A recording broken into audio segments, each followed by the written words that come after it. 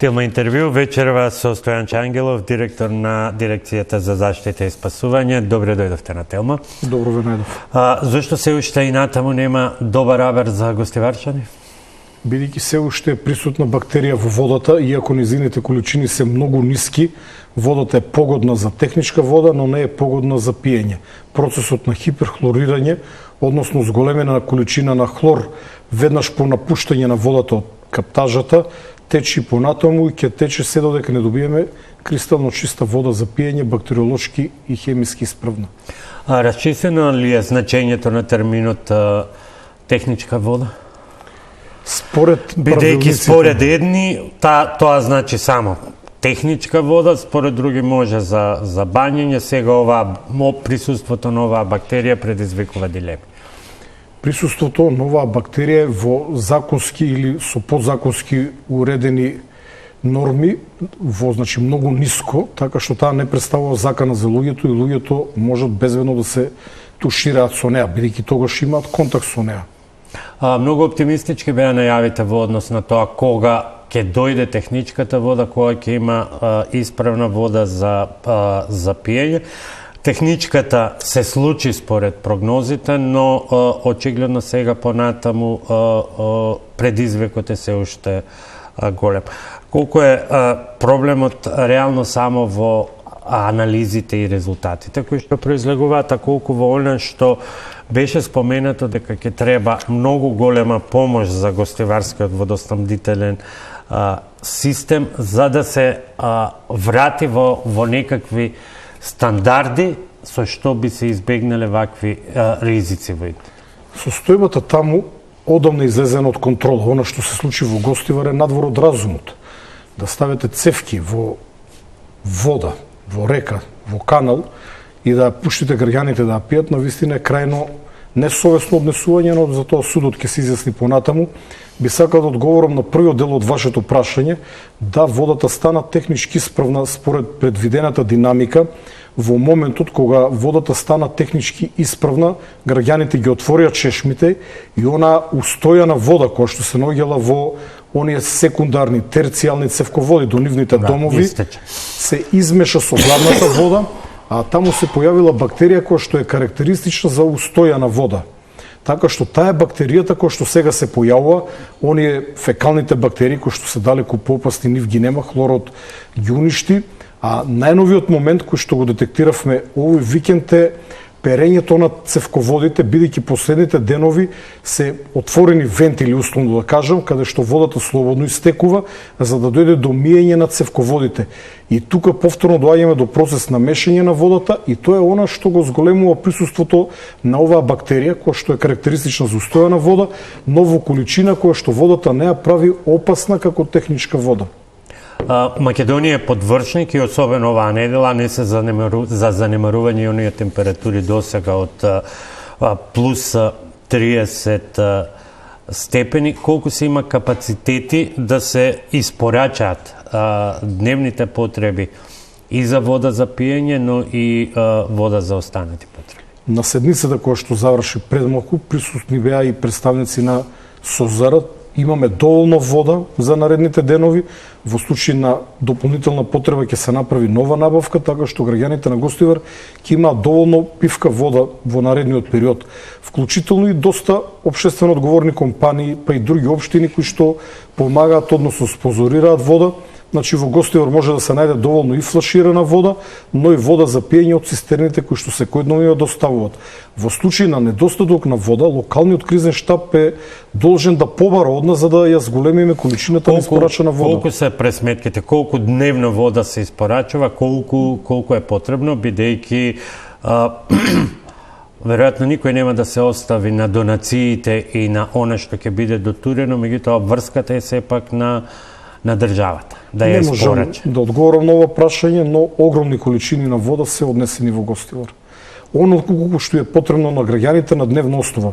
Повторувам, доколку е потребна поголема количина на вода за пиење, ние како Централен кризен штаб сме подготвени истата да ја доставиме веднаш по поборувањето од локалниот штаб. На денешната координативна седница беше и представник на кризниот штаб, одговорното лице од општината, кој што е задоволно од соработката, условно речено, со централната власт и од динамиката на испорака на вода. Повторувам, доколку граѓаните имаат проблем со набавка на вода за пиење, треба да се обратат до кризниот штаб, а еве доколку смета дека локалниот кризен штаб не е на висина на задачата, односно потврла во набавката на вода, нека се обратат директно до нас, ние ќе го засилиме, ќе засилиме количината на вода која што носиме на дневна основа. Споменавте коментирајќи дека состојбата таму е, рековте, излезена од контрола, и покрај истрагата која што е во тек имаше многу анализи и оценки, иако не беа детализирани токму заради таа истрага, дека недостасуваат многу сегменти во системот, не само неодговорноста и волунтаризмот да се внесат цевки и за наводно да се исправи притисокот, се говори за некаков застарен систем, дека таму е времето застанато, без да ги плашиме граѓаните или да внесуваме паника. Што се друго се презема за работата да се врати во нормала, бидејќи има многу индиции дека враќањето во нормала не значи само питка вода за пиење, значи многу повеќе тој момент да се одржи понатаму. Се согласувам со вас и ве повикувам како еден од најдобрите македонски новинари. Благодарам. Може би да ангажират друг помлад новинар, да се направи една истражувачка сторија, бидејќи состојбата таму одамна испуштена од контрола. Фокусирайте се на човечките ресурси кои што ги има локалниот водоснабдителен систем и ќе дојдете до одредени заклучоци дека таму со години и години наназад не била водена сметка за чистотата на водата за пиење. Ако тие параметри ги прошириме, има индиции дека со иста констатација може да излеземе и за многу други градови. Тоа е поголемата трагедија. За жал се согласувам со вас, но сепак водоснабдувањето на Гостивар па и на сите општини е работа на локалната власт. Локалната власт е таа која што треба да инвестира во системот за водоснабдување. Знаете дека во јавноста се прошири информации, дека имало одредени проекти, дека имало можност да се значително подобри водоснабдувањето, но тоа не е направено, но не би зборувал на оваа тема, бидејќи е надвор од моите надлежности како раководител на главниот штаб. Има многу забелешки, пред се од опозицијата, но и дел од стручната јавност. Кога ќе видиме црно на бело резултати?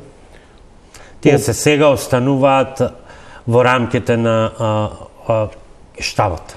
Од денес дополнително ја засиливме контролата на водата, бидејќи очекуваме наредните денови водата да биде добра за пиење. Денес во 20 часот примероци од водата ќе земат представници, односно стручни лица од Институтот за јавно здравство, од Центарот за јавно здравје Тетово, како и од секторот од водоводот од Скопје, кој што се грижи за квалитет на водата.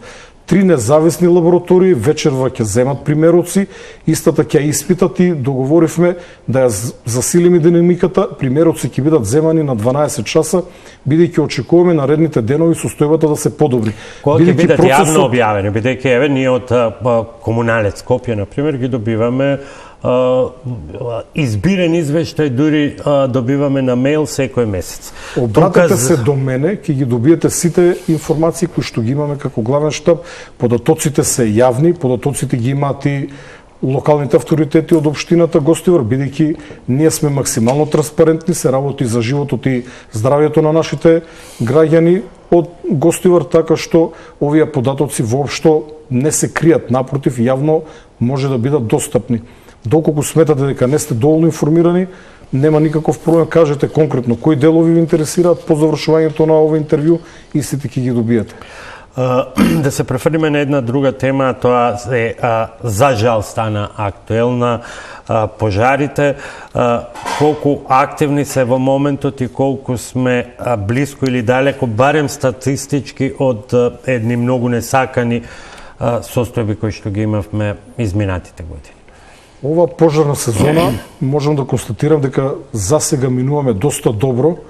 Во јули не послужија и локалните дождови кои што во неколку наврати паѓа на различни места низ државата, но морам да укажам дека и системот оваа година е значително поподготвен и од организацијски, но и од материјално-технички аспект.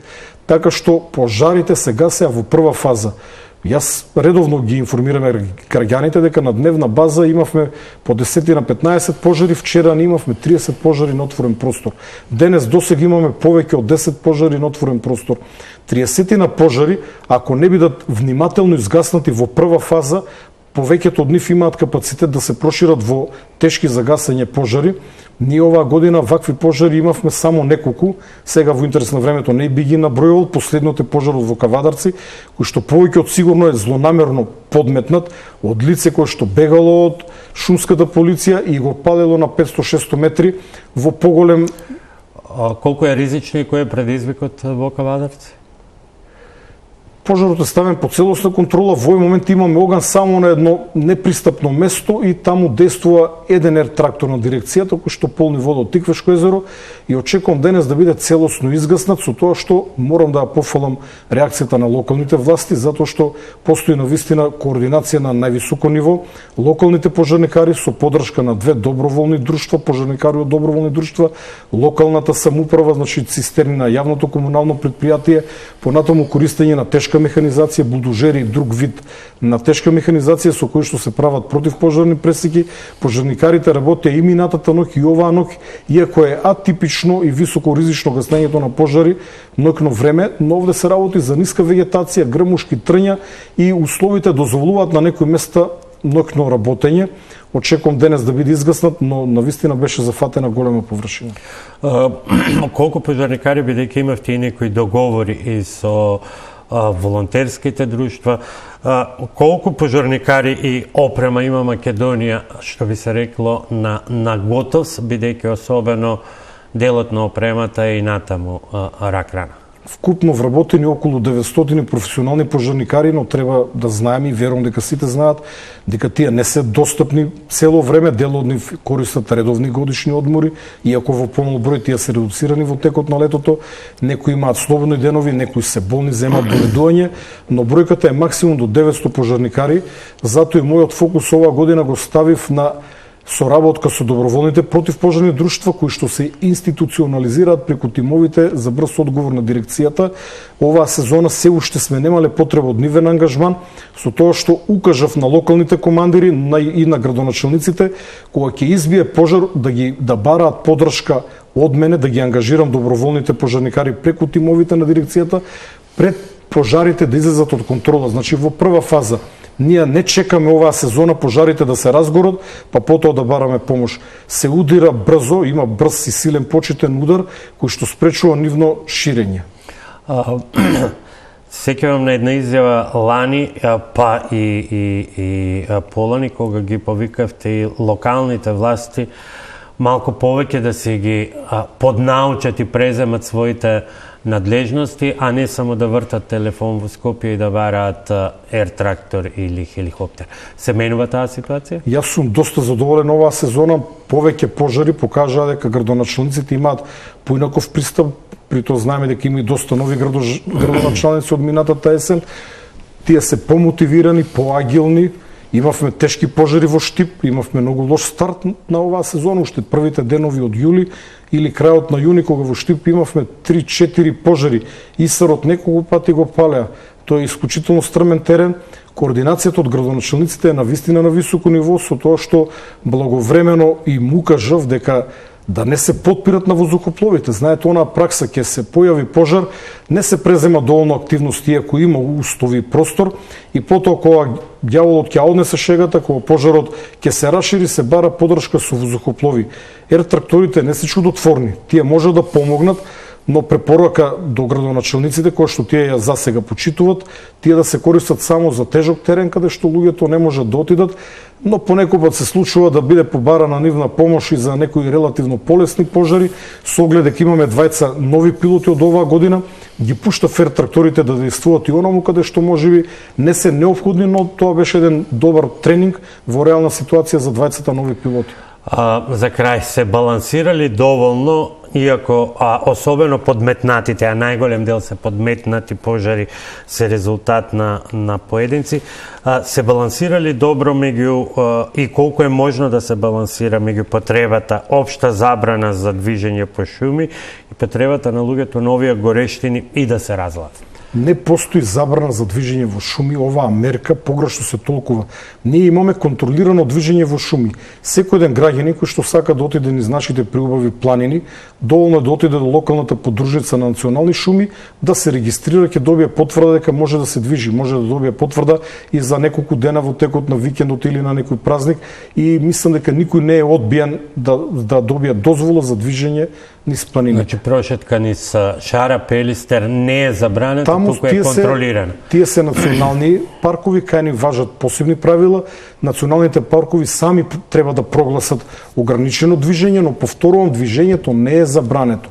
Движењето е дозволено, на овој начин ние како власт само имаме евиденција кои луѓе тој ден биле во планината, но мојот став како раководител на главниот штаб и со моето 6-годишно искуство е дека во планинарите ги имаме најголемите пријатели на шумата и јас не сум воодушевен од оваа мерка, но факт е дека при вакви горештини, при вакви ризични ситуации, таа дава и позитивни резултати. За жал, планинарите се колатерална штета. Ви благодарам што бевте гостин во Телпа. Благодарам за можноста.